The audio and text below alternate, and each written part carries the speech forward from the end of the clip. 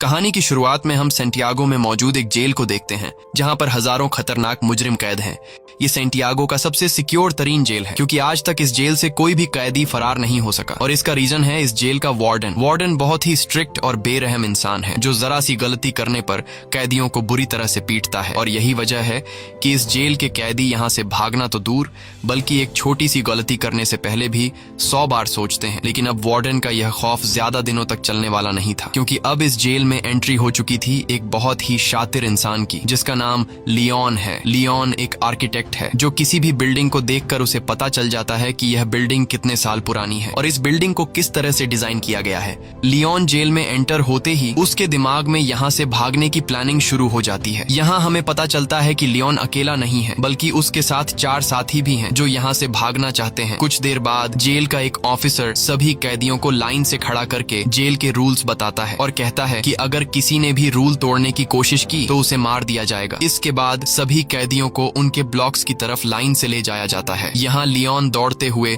Cell number 50 को पकड़ने की कोशिश करता है क्योंकि उसने पता लगा लिया होता है कि यहाँ से भागने के लिए सेल नंबर 50 सबसे परफेक्ट जगह है। लेकिन जब वो सेल नंबर 50 का दरवाजा खोलता है तो सेल नंबर 50 पर पहले एक आदमी ने कब्जा कर लिया होता है। यह देखकर लियोन काफी उदास हो जाता है और न चाहते हुए वो सेल नंबर 50 के बगल वाले सेल में चला जाता है। वहीं हम देखते हैं कि लियोन के बाकी 4 साथियों ने उन्हीं सेल्स में डेरा जमा दिया है जो उन्हें प्लान के मुताबिक कब्जा करना था। कुछ देर बाद लियोन के साथी लियोन के सेल में आ जाते हैं। यहाँ राफेल लियोन से कहता है कि तुम्हें सेल नंबर 50 में जाना था पर यह तो सेल नंबर 51 है। तब लियोन कहता है कि तुम्हारे लिए आसान था क्योंकि तुम्हारा सेल नीचे ग्राउंड फ्लोर पर था इसलिए तुम लोगों ने आसानी से अपने सेल पर कब्जा कर लिया, लेकिन मेरा सेल फर्स्ट फ्लोर पर है जिस वजह से मैं अपने सेल पर कब्जा नहीं कर पाया। यहाँ इनका साथी जर्मन कहता है तो अब हम लोग क्या करेंगे। तब राफेल कहता है कि करना क्या है, कल से हम यहाँ से भागने की प्लानिंग स्टार्ट करेंगे। कुछ देर बाद हम देखते हैं कि यहाँ पर एक कैदी गिटार लेकर आता है और ये गिटार वाला आदमी भी लियोन का साथी है। इस जेल में कैदियों को जो काम आता था उन्हें वो काम करने की इजाजत थी ताकि कैदियों का टाइम पास होता रहे, जैसे गिटार बजाना, खाना पकाना और फर्नीचर का सामान बनाना। अगले दिन हम देखते हैं कि लियोन यहाँ से भागने की प्लानिंग पर लग जाता है। वो जेल के हर एक जगह को काफी गौर से देख रहा होता है, लेकिन जब उसकी नजर चारों तरफ गार्ड्स पर पड़ती है तब उसे इस बात का अंदाजा हो जाता है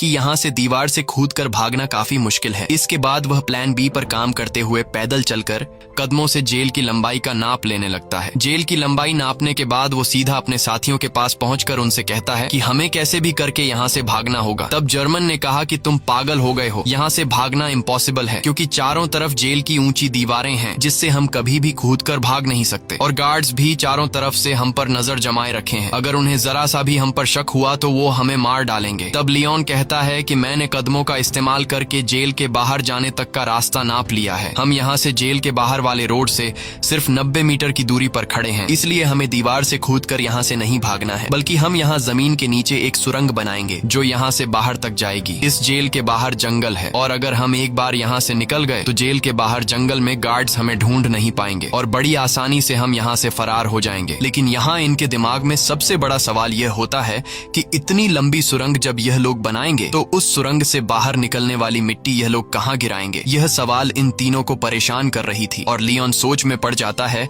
कि सुरंग से निकलने वाले मिट्टी को आखिर कहाँ फेंका जाए। अब जब यह तीनों सुरंग से निकलने वाली मिट्टी को छुपाने के बारे में प्लान बना रहे होते हैं तभी एक कैदी की नजर इन पर पड़ती है जिसका नाम बिगोट है। बिगोट एक धोखेबाज इंसान है जो इस जेल के वार्डन के साथ मिला हुआ है और जब भी वो किसी कैदी को जेल से भागने या फिर कोई रूल तोड़ते हुए देखता है तब बिगोट चुपके से सीधा जाकर गार्ड्स को शिकायत लगा देता है और अब वो पिछले काफी टाइम से लियोन और उसके 2 साथियों पर नजर रख रहा होता है। इन तीनों को काफी टाइम से एक साथ बात करते हुए देखकर बिगोट को इन पर शक हो जाता है, इसलिए वो सीधा आकर राफेल से मिलता है। राफेल और कहता है कि मैंने पिछले कई दिनों से तुम तीनों पर नजर रखी है और मुझे पता है कि तुम तीनों यहाँ से भागने का प्लान बना रहे हो, इसलिए मैं भी तुम्हारे साथ यहाँ से भागने के प्लान में शामिल होना चाहता हूँ। यहाँ बिगोट के चेहरे को देखकर राफेल को कुछ गड़बड़ नजर आता है, इसलिए राफेल बिगोट से कहता है कि ऐसी कोई बात नहीं, हम तीनों तो बस बातचीत कर रहे थे और हमारा यहाँ से भागने का कोई भी प्लान नहीं है। अगले दिन लियोन, जर्मन और राफेल तीनों नीचे वाली सेल में आए। राफेल एक तरफ के दीवार को देखकर कहा कि हम इसी दीवार को खोदकर सुरंग बनाएंगे, लेकिन मसला यह था कि अगर खुदाई का काम शुरू कर दिया गया तो सुरंग को खुला नहीं छोड़ सकते क्योंकि हर शाम गार्ड्स हर एक सेल की चेकिंग करने आते हैं और अगर गार्ड्स ने सुरंग देख लिया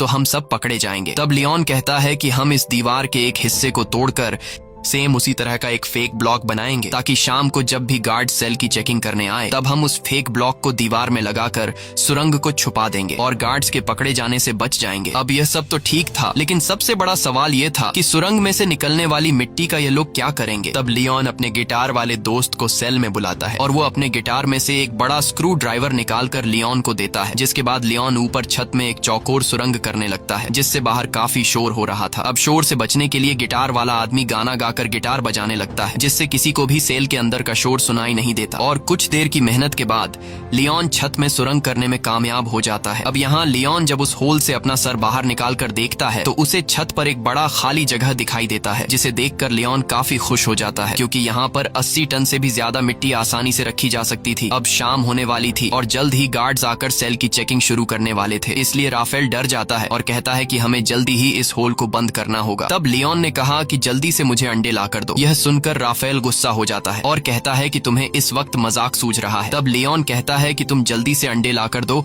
और फिर मेरा कमाल देखो। यह सुनकर राफेल अंडे लेने जाता है और लियोन जर्मन के साथ मिलकर छत के गिरे हुए मलबे को और तोड़ते हैं और उसका मिट्टी बना लेते हैं। कुछ देर बाद राफेल जल्दी से अंडे लेकर आ जाता है। तब लियोन उस मलबे से बनाई गई मिट्टी को एक बाल्टी में डाल देता है, साथ ही वो उस बाल्टी में चूना भी डालता है और फिर उसके अंदर अंडे मिक्स कर देता है। वही इनका साथी जो बाहर गिटार बजा रहा होता है वह अपने गिटार में एक अलग धुन बजाना शुरू कर देता है जो खतरे की एक वार्निंग होती है, यानी कि सिक्योरिटी गार्ड सेल्स की चेकिंग लेने के लिए आ रहे हैं। तब सेल के अंदर मौजूद लोग भी उस खतरे की घंटी को सुन लेते हैं और समझ जाते हैं कि गार्ड्स आ रहे हैं, इसलिए यह सभी लोग और भी जल्दी से काम करने लगते हैं और यह लोग उस मलबे को आटे की तरह गूंद कर उसका एक ब्लॉक बनाते हैं, जिसके बाद यह लोग उस ब्लॉक को ऊपर होल में फिट कर देते हैं और नीचे से उस जगह पर एक पोस्टर लगा देते हैं। कुछ देर बाद गार्ड्स उनके सेल के अंदर आ जाते हैं और वो गार्ड्स लियोन और उसके दोस्तों को उनकी सेल से बाहर निकालते हैं। गार्ड्स उनके सेल की अच्छी तरह से चेकिंग लेते हैं लेकिन अंदर उन्हें कुछ भी नहीं मिलता। तब एक गार्ड को ऊपर छत पर लगा वही पोस्टर दिखाई देता है, लेकिन जैसे ही गार्ड उस पोस्टर को उतारने वाला होता है तभी उसे बाहर से उसका ऑफिसर उसे बुला लेता है, जिसे सुनकर वह गार्ड उस पोस्टर को बिना निकाले ही चला जाता है और इस तरह से इन सब की जान बच जाती है। अब यहाँ इन लोगों को इस जेल में 34 दिन हो चुके थे और उन्हें जल्द ही इस जेल से निकलना था, इसलिए लियोन और जर्मन ऊपर छत पर चढ़कर लकड़ी का खोखला बॉक्स बनाते हैं और उस लकड़ी के बॉक्स में ये लोग सफेद सीमेंट भरकर छत पर रख देते हैं। कुछ दिन बाद उनका ब्लॉक तैयार हो जाता है। अब भारी थी सुरंग बनाने की, जिसके बाद ये लोग खुदाई के काम पर शुरू हो जाते हैं। ये लोग दीवार का सबसे नीचे का हिस्सा पहले से बने हुए उस ब्लॉक के अनुसार काटने लगते हैं, लेकिन खुदाई करते वक्त काफी शोर हो रहा था जिसकी आवाज कुछ गार्ड सुन लेते हैं और गार्ड उनके सेल की तरफ बढ़ने लगते हैं। पर गार्ड के पहुंचने से पहले ही उनके गिटार वाला साथी आकर उन्हें बता देता है कि कुछ गार्ड सेल की तरफ आ रहे हैं। ये सुनकर सभी लोग काफी डर जाते हैं क्योंकि उन्होंने दीवार का जो हिस्सा काटा था वह हिस्सा उनके बनाए हुए ब्लॉक से छोटा था, जिसमें वह ब्लॉक फिट नहीं हो सकता था। अब जब उन्हें कोई दूसरा रास्ता नजर नहीं आता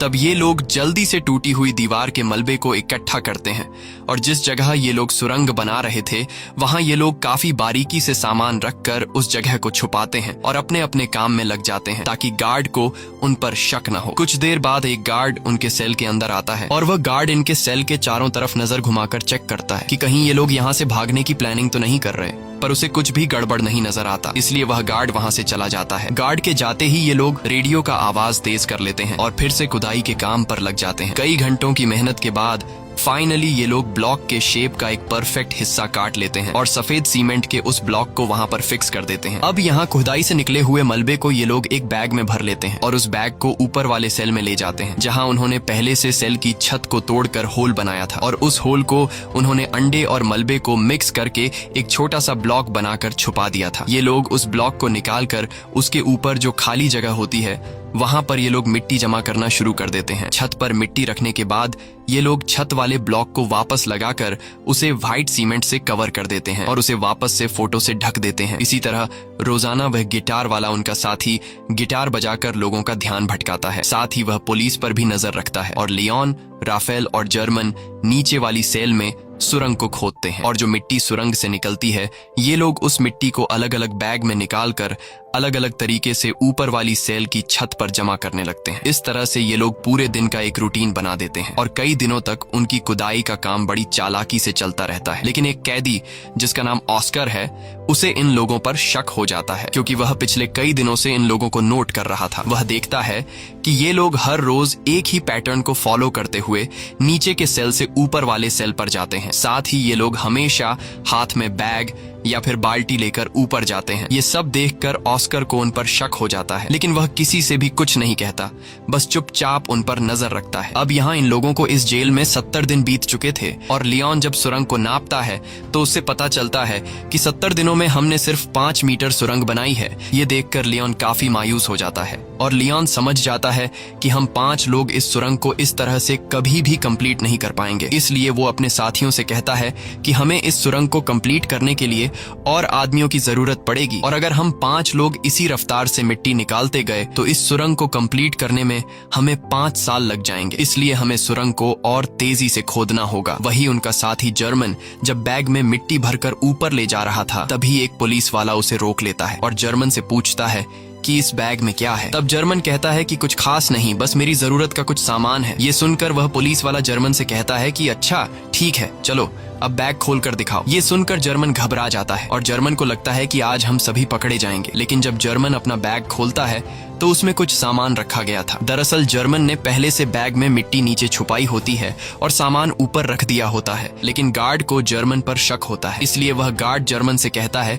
कि मेरे पीछे चेकिंग रूम में आओ। तब जर्मन बड़ी चालाकी से नीचे बैठा अपने साथी लियोन के साथ उसी तरह का सेम एक दूसरा बैग बदलकर गार्ड के पीछे चेकिंग रूम में चला जाता है। चेकिंग रूम में जब वह गार्ड जर्मन के बैग को अच्छी तरह से चेक करता है तो उसके अंदर सामान के अलावा कुछ भी नहीं मिलता, जिसके बाद वह गार्ड जर्मन को जाने देता है। अब इन सभी कैदियों को जेल में 86 दिन बीत चुके थे और अब ये लोग और ज्यादा दिन यहाँ नहीं रहना चाहते थे। इसलिए लियोन और उसके साथी जल्दी से सुरंग के काम को बढ़ाने के लिए ऊपर वाले फ्लोर के कुछ कैदियों को अपने साथ मिला लेते हैं। यहाँ लियोन उन नए कैदियों को दीवार से ब्लॉक हटाकर सुरंग भी बताता है। ये देखकर वो कैदी फौरन इनके साथ मिलकर काम करने को मान जाते हैं, क्योंकि वो सोचते हैं कि अगर 5 लोग मिलकर 7 मीटर लंबा सुरंग खोद सकते हैं तो हम सब एक साथ मिलकर जल्द ही इस सुरंग को पूरा कर लेंगे। और साथ ही इन नए आने वाले कैदियों में कुछ कैदी ऐसे भी थे जिन्हें फांसी होने वाली थी, इसलिए वो लोग तो पहले से यहाँ से भागने का चांस ढूंढ रहे थे। अब लियोन जब समझ जाता है कि सभी कैदी सुरंग के लिए तैयार हो चुके हैं तब लियोन उन्हें अपना प्लानिंग बताते हुए कहता है कि हम डेली 1 घंटे की शिफ्ट में काम करेंगे। 2 लोग खुदाई का काम करेंगे,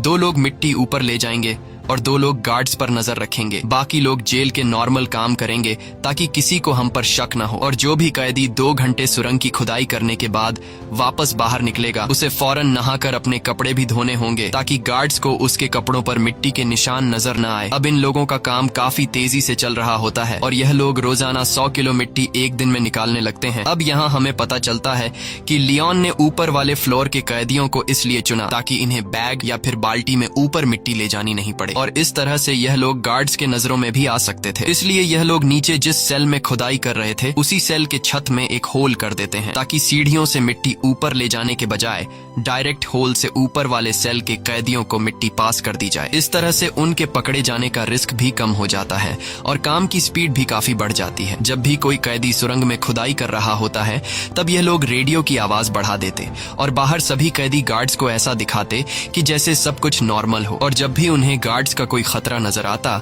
तब यह लोग उस सेल के दरवाजे पर नॉक करके खतरे की घंटी बजा देते, जिससे अंदर खुदाई के काम पर लगे कैदी सेल में सारा सामान पहले की तरह करके अपने अपने काम पर लग जाते। इस तरह से यहाँ से भागने के प्लानिंग में शामिल हर एक कैदी रूटीन के मुताबिक अपना अपना काम करते हैं और हर शाम को यह लोग इकट्ठा होकर आगे की प्लानिंग बनाने लगते हैं ताकि गार्ड्स को किसी पर भी शक न हो और सब कुछ परफेक्ट तरीके से चलता रहे। लेकिन शाम को जब यह लोग फुटबॉल खेल रहे होते हैं तब एक कैदी जिसका नाम ऑस्कर है वो राफेल के पास आता है और राफेल को बताता है कि मुझे पता है कि तुम लोग सुरंग खोदने की कोशिश कर रहे हो, इसलिए मैं भी तुम्हारी टीम में शामिल होकर तुम्हारा साथ देना चाहता हूं। तब राफेल ऑस्कर को लियोन के पास ले जाता है और लियोन ऑस्कर को भी अपनी टीम में शामिल कर देता है। यहाँ लियोन अपने 2 साथी जर्मन और राफेल से कहता है कि जिस हिसाब से काम चल रहा है मुझे पूरा यकीन है कि हम जल्द ही इस सुरंग को कंप्लीट कर देंगे।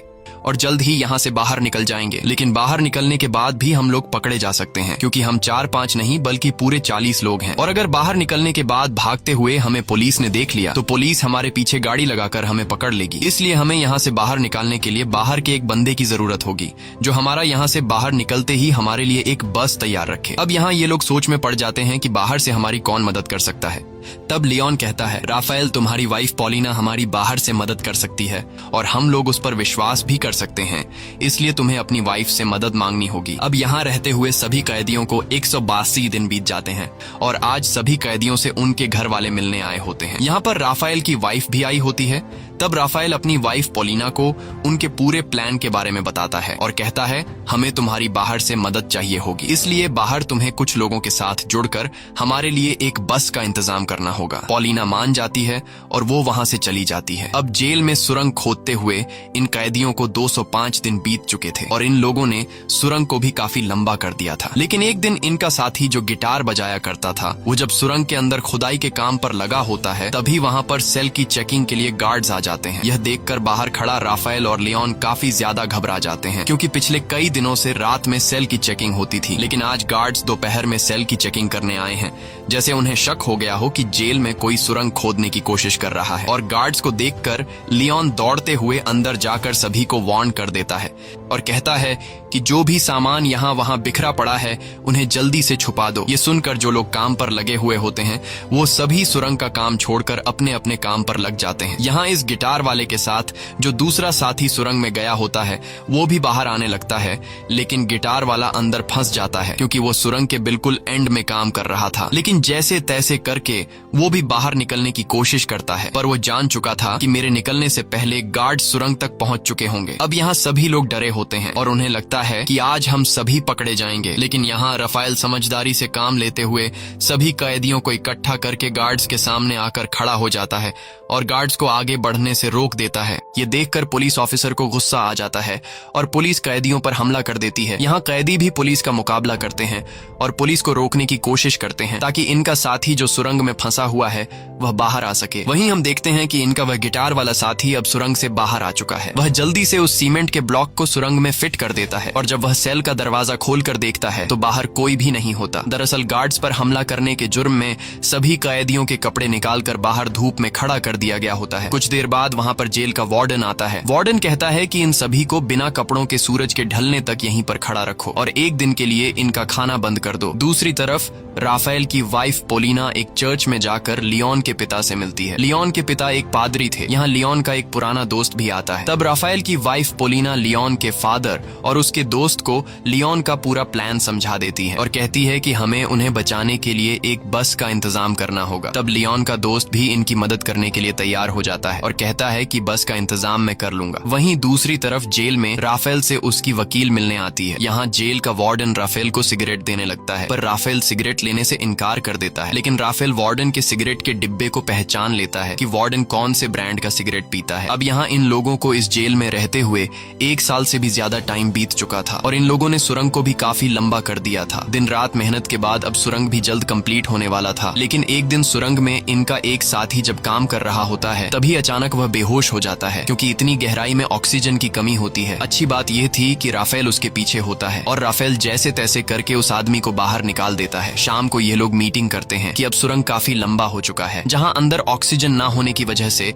सांस लेने में तकलीफ होती है, इसलिए हमें कुछ करना होगा। यहाँ पर एक आदमी होता है जो जेल में काम करता है। उसके पास एक मशीन होती है जिससे ये लोग पंखा लगाकर सुरंग के एंड तक ऑक्सीजन पहुंचा सकते हैं। राफेल उस आदमी से कहता है कि अगर तुम हमें ये मोटर दोगे तो हम तुम्हें अपने साथ शामिल कर लेंगे। वह कैदी मान जाता है और फिर ये लोग उस मोटर में एक पंखा लगाकर प्लास्टिक के पाइप के जरिए सुरंग के एंड तक ऑक्सीजन पहुंचाने में कामयाब हो जाते हैं और अब सुरंग के एंड में काम करने वाले लोगों को सांस लेने में तकलीफ नहीं होती। इस तरह से इनका काम फिर से जारी हो जाता है। लेकिन अब जेल के वार्डन को कैदियों पर शक होने लगता है, इसलिए जेल का वार्डन अपने पास एक कैदी को बुलाता है जिसका नाम बिगोट है। वार्डन बिगोट को सिगरेट का पैकेट देता है और उससे कहता है कि मुझे जेल में कुछ न कुछ गड़बड़ नजर आ रहा है, इसलिए तुम्हें कैदियों पर नजर रखनी होगी कि वो क्या करने की कोशिश कर रहे हैं। और बिगोट मान जाता है। दरअसल बिगोट को अभी तक पता नहीं होता कि जेल में में कैदी सुरंग खोदने की कोशिश कर रहे हैं। अब यहाँ इन लोगों को सुरंग खोदते हुए इस जेल में 514 दिन बीत जाते हैं और उन्होंने अब जेल के बाहर तक सुरंग खोद दी होती है। अब जहां तक उन्होंने सुरंग खोदी होती है वहां पर राफेल नीचे से एक छोटा सा सुरंग करके ऊपर एक लाल कलर का लिक्विड गिरा देता है ताकि बाहर राफेल की वाइफ और लियोन के साथी को पता चल जाए कि सुरंग यहाँ तक खोदी जा चुकी है। वही बिगोट को राफेल और उसके साथी लियोन पर शक तो होता है, पर उसे पूरा यकीन नहीं होता कि ये लोग सच में सुरंग खोद रहे हैं। इसलिए बिगोट अपने शक को यकीन में बदलने के लिए राफेल के पास आकर उसे कहता है कि अगर तुम लोग यहाँ से भागने की प्लानिंग कर रहे हो तो प्लीज मुझे भी अपने साथ शामिल कर लो। मैं यहाँ थक चुका हूँ, बाहर मेरी वाइफ और मेरी बेटी मेरा इंतजार कर रही है। ये सुनकर राफेल को बिगोट पर तरस आ जाता है, इसलिए राफेल बिगोट को सुरंग के बारे में बताने ही वाला होता है कि तभी राफेल बिगोट के हाथ में सिगरेट का पैकेट देख लेता है और यह वही पैकेट होता है जो कुछ दिन पहले राफेल ने वार्डन के पास देखा था। इसलिए राफेल समझ जाता है कि बिगोट वार्डन के साथ मिला हुआ है। ये सब समझते ही राफेल बिगोट को कुछ भी नहीं बताता। दूसरी तरफ लियोन का बाहर जो पुराना दोस्त होता है वो अपने कुत्ते को साथ लेकर रनिंग के बहाने जेल के करीब आता है और उस लाल कलर के लिक्विड को देख लेता है। अगले दिन लियोन का पिता लियोन को जेल में आकर बताता है कि तुम लोगों ने बाहर जो रेड कलर का लिक्विड गिराया था वो हमने देख लिया है। तुम लोग जेल के बाउंड्री के बाहर तो आ चुके हो पर अभी भी तुम लोग सही जगह पर नहीं पहुंचे, इसलिए तुम लोगों को अभी भी 40 फीट और भी सुरंग खोदना होगा। इसके बाद यह लोग फिर से सुरंग को और लंबा करने लगते हैं और अब बस कुछ ही दिन के खुदाई के बाद इनका सुरंग कंप्लीट होने वाला था। लेकिन अब इन लोगों के साथ जो कुछ होने वाला था उसके बारे में उन्होंने बिल्कुल भी सोचा नहीं था। एक दिन जब इनका एक साथी सुरंग की खुदाई के काम पर लगा होता है तभी अचानक एक बहुत ही बड़ा भूकंप आता है जिससे जेल की दीवारें हिलने लगती हैं। लियोन उस वक्त अपने दोस्तों के साथ बाहर फुटबॉल मैच देख रहा था। भूकंप के झटके महसूस होते ही वो तेजी से सुरंग की तरफ भागा। यहाँ गार्ड्स सभी कैदियों को जेल से बाहर निकालने लगते हैं ताकि कहीं इन पर जेल की दीवारें न गिर जाएं। और लियोन भी जैसे तैसे करके सुरंग के अंदर फंसे हुए अपने साथी को बाहर निकाल लेता है। अब लियोन ने अपने साथी को तो बचा लिया था लेकिन अब उसे डर था कि कहीं भूकंप की वजह से अंदर से सुरंग टूट नहीं गया हो। इसलिए लियोन फिर से सुरंग के अंदर जाता है और अंदर जाकर वो देखता है कि सुरंग पूरी तरह से सेफ है। ये देखकर लियोन को सुकून मिल जाता है। अब जब इनके सुरंग का काम पूरा होने वाला होता है तब लियोन जाकर जेल के एक कैदी से मिलता है जो कि व्हील चेयर पर होता है। लियोन उससे कहता है कि हम जल्द ही यहाँ से भागने वाले हैं, इसलिए मैं चाहता हूँ तुम भी हमारे साथ चलो। लेकिन वो व्हील चेयर पर बैठा आदमी कहता है तुम जल्द से जल्द यहाँ से भाग जाओ और मेरी चिंता मत करो, मैं तुम्हारे साथ नहीं आ पाऊंगा। अब फाइनली वो दिन आ गया जिस दिन ये लोग इस जेल से भागने वाले थे और जैसे ही सभी कैदी रात को टीवी देखने में मसरूफ होते हैं तब वो सभी कैदी जो यहाँ से भागने की प्लानिंग में शामिल थे वो सभी एक एक करके उठकर जाने लगते हैं। यहाँ किसी को भी इन पर शक नहीं होता क्योंकि सबका ध्यान टीवी में रोमांटिक फिल्म पर होता है और भागने वाले सभी कैदी सुरंग वाले सेल में आ जाते हैं और यहाँ एक एक करके सभी कैदी सुरंग में उतरने लगते हैं। वहीं बिगॉट जब टीवी देख रहा होता है तब उसका ध्यान पीछे की तरफ जाता है और वो देखता है कि यहाँ से तो कई सारे कैदी जा चुके हैं। ये देखकर उसे शक हो जाता है और वो सीधा राफेल के सेल की तरफ बढ़ने लगता है। लेकिन बीच रास्ते में व्हील चेयर वाला आदमी बिगोट को रोक लेता है पर बिगोट इस आदमी को धक्का देकर गिरा देता है, जिसके बाद वो सीधा राफेल के सेल में आ जाता है जहाँ उसे सुरंग दिखाई देता है। साथ ही वहाँ पर ऑस्कर भी खड़ा होता है और ऑस्कर यहाँ से निकलने वाला आखिरी कैदी होता है। लेकिन अब जब बिगोट को सारी सच्चाई का पता चल गया होता है तब वो पुलिस को बुलाने के लिए जाता है लेकिन ऑस्कर उसे पकड़ लेता है। इस दौरान इन दोनों के बीच फाइट छिड़ जाती है और बिगोट ऑस्कर को स्क्रू ड्राइवर से बाजू पर मारकर बुरी तरह से घायल कर देता है। लेकिन ऑस्कर बुरी तरह से घायल होने के बावजूद भी बिगोट को जाने नहीं देता और बिगोट को मार मार कर बेहोश कर देता है। अब ऑस्कर भी सुरंग में जाने की कोशिश करता है पर उसका बाजू बुरी तरह से घायल होने की वजह से वो सुरंग में नहीं जा पाता। दूसरी तरफ सभी कैदी सुरंग के अंदर धीरे धीरे आगे बढ़ रहे होते हैं और बढ़ते बढ़ते ये लोग सुरंग के एंड तक पहुंच जाते हैं जहां बाहर से लियोन का पुराना दोस्त सुरंग का ऊपर से हिस्सा खोल देता है और वह एक एक करके सभी कैदियों को हाथ से पकड़कर बाहर निकालता है। बाहर निकलने के बाद सभी कैदी जल्दी से अपने कपड़े बदल लेते हैं और तभी उन्हें सामने के ब्रिज पर एक बस आते हुए दिखाई देती है, जिसे देखकर ये सभी लोग उस बस की तरफ दौड़ने लगते हैं और सभी बस में बैठ जाते हैं। लेकिन ऑस्कर अभी तक नहीं आया होता, इसलिए सभी कैदी उसका इंतजार कर रहे होते हैं। यहाँ जर्मन कहता है कि मुझे लग रहा है कि कहीं ऑस्कर किसी मुसीबत में है, इसलिए मैं ऑस्कर की मदद के लिए जा रहा हूँ, जिसके बाद वह ऑस्कर को लेने जाता है। दूसरी तरफ जेल में मूवी खत्म हो गई थी और सभी कैदी अपने अपने सेल में जाने लगते हैं। तब यहाँ वह व्हील चेयर वाला कैदी सभी को आकर बता देता है कि राफेल के सेल में एक सुरंग है जहां से तुम लोग भाग सकते हो। ये सुनकर सभी कैदी उस तरफ भागने लगते हैं, जिसे देखकर गार्ड्स को भी इन पर शक हो जाता है और वह गार्ड्स वहां पर और भी गार्ड्स को बुला लेते हैं। कुछ देर बाद पूरे जेल में सायरन बजने लगता है, जिसकी आवाज बाहर बस में बैठे कैदी सुन लेते हैं और सभी कैदी समझ जाते हैं कि अब हमारा यहाँ पर ज्यादा देर रुकना ठीक नहीं, इसलिए अब हमें यहाँ से निकलना होगा। और तभी वहां पर जर्मन भी आ जाता है। वह सभी को बताता है कि मैं सुरंग के पास गया, लेकिन वहां पर मुझे ऑस्कर नहीं मिला, जिसके बाद बस वहां से जाने लगती है। वहीं हम जेल में ऑस्कर को देखते हैं, जो घायल होने की वजह से जेल से भाग नहीं पाया। अब यहाँ कैदियों के भागने की खबर जेल के वार्डन को दी जाती है। कैदियों के भागने की खबर सुनकर वह काफी गुस्सा हो जाता है। दूसरी तरफ सभी कैदी बस में थे, जहाँ पर पोलिना सभी कैदियों को उनका पर्स दे देती है, जिसमें कुछ पैसे और उनके फेक आईडी थे, और सभी कैदी अलग अलग होकर अपने अपने रास्ते निकल जाते हैं। और इस तरह से सभी कैदी जिन्होंने पिछले कई महीनों से दिन रात मेहनत की थी, वह सभी जेल से आजाद हो जाते हैं। दोस्तों, यह इतिहास की सबसे बड़ी जेल ब्रेक घटना थी, जहां एक ही बार में पूरे 50 लोग जेल से फरार हो गए थे, लेकिन इनका एक साथी ऑस्कर भागने में नाकाम हो गया था। इसी के साथ सच्ची कहानी पर बनाई गई ये फिल्म खत्म हो जाती है। अगर आपको ये वीडियो अच्छी लगी हो तो हमारे चैनल को सब्सक्राइब और वीडियो को लाइक जरूर कीजिएगा।